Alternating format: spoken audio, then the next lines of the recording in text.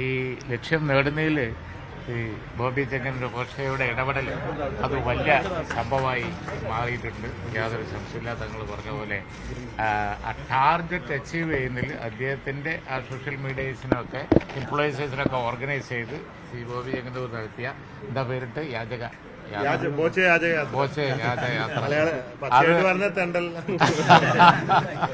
അത് വളരെയധികം അതിനെ ആ സംഖ്യ പേരെന്തായാലും അത് വിജയിച്ചു. അതില് ഒരു കൺഫ്യൂഷൻ വരാതിരിക്കാന് എന്ത് നല്ലത് ചെയ്താലും ഒരു ചീത്തപ്പേര് വരുമല്ലോ. ഇപ്പൊ തന്നെ ചെറുതായിട്ട്, അതായത് ആദ്യത്തെ ദിവസം നമ്മൾ ക്യാഷ് കളക്ട് ചെയ്യാൻ തുടങ്ങി, അപ്പോഴേക്കും ബോച്ചെ ഫാൻസ് ഡ്യൂപ്ലിക്കേറ്റ് ഇറങ്ങി ബക്കറ്റ് പിരിവ് നടത്തി കാശ് കുറെ അടിച്ചു മാറ്റണമെന്ന് വന്നു.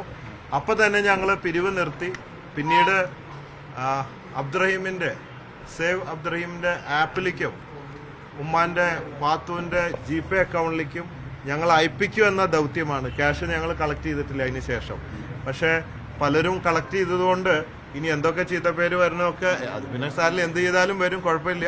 അങ്ങനെ ഒരു സാധനം ഒന്ന് ക്ലാരിറ്റി വരുത്തിയതാണ്.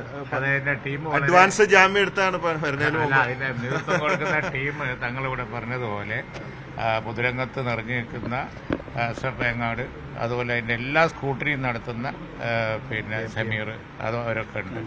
ട്രാൻസ്പെറന്റ് ആയിട്ട് ആ കാര്യങ്ങളൊക്കെ നടക്കും. അതിരുന്ന ലോക്കലായിട്ടുള്ള കമ്മിറ്റികൾ വളരെ പെർഫെക്റ്റ് ആണ്, അതൊക്കെ ചെയ്തോളും. ഒരു സപ്പോർട്ടും കൂടെ വേണം. ഇന്നിപ്പോ രാത്രി 9 മണിക്ക് ഫറൂഖ് പഴയ പാലത്തിന്റെ അവിടെ മിനിസ്റ്റർ റിയാസ് ഉദ്ഘാടനം ചെയ്യുന്നുണ്ട്. Boche Tea lucky draw ticket challenge അത് ഓൾറെഡി പ്രോമിസ് ചെയ്തുകൊണ്ട് അത് മാറ്റുന്നില്ല. 15-ാം തീയതിയാണ്. അപ്പോൾ അതിൽ നിന്ന് കിട്ടുന്ന ഫണ്ട് ഉപയോഗിച്ചിട്ടാണ് അബ്ദുറഹീമിന് ഇനിയുള്ള കാലം സുഖമായിട്ട് ജീവിക്കാൻ ഒരു കടയിട്ട് കൊടുക്കാൻ ഉദ്ദേശിച്ചത്. അപ്പം 9 മണിക്കാണ് സൗകര്യമുള്ളവരൊക്കെ വരാൻ വേണ്ടിയിട്ട് റിക്വസ്റ്റ് ചെയ്യാം. കട ആളുടെ സൗകര്യം നോക്കിയിട്ട് എവിടെയാണോ അതിനനുസരിച്ചിട്ട് ഇട്ട് കൊടുക്കാം. അപ്പൊ ഇന്ത്യയിലെ ആദ്യത്തെ ലോഞ്ചിന്റെ ആദ്യത്തെ കട തന്നെ അപ്പൊ ഇട്ട് കൊടുക്കാം. അപ്പൊ അവിടെ 9 മണിക്ക് റിയാസ് മിനിസ്റ്റർ വരാന്ന് പറഞ്ഞിട്ടുണ്ട്. പഴയ പാലത്തിന്റെ അവിടെയാണ്. അപ്പോൾ കഴിയാവുന്നവരൊക്കെ വന്നാൽ നല്ലതാണ്. അത് ഈ ചലഞ്ച് അത് ഇനിയിപ്പോ ഉണ്ടാവില്ല എന്നൊരു തോന്നൽ വേണ്ട. അത് വിജയിച്ച് മുമ്പോട്ട് പൊക്കോട്ടെ. ആ ഫണ്ട് ഉപയോഗിച്ചിട്ട് അങ്ങനെ ഒരു കാര്യം കൂടെ ആളിനി വന്നിട്ട് ഇനിയിപ്പോ ജോലി അന്വേഷിച്ച് നടക്കണ്ടല്ലോ, തിരിച്ച് ഇനി സൗദിക്ക് തന്നെ പോണ്ടല്ലോ. കക്ഷി രാഷ്ട്രീയ ജാതിമത ഭേദമന്യേ എല്ലാവരും സഹകരിക്കാം. അതുണ്ട് വളരെയധികം. അത് മലയാളികളെ കാണും.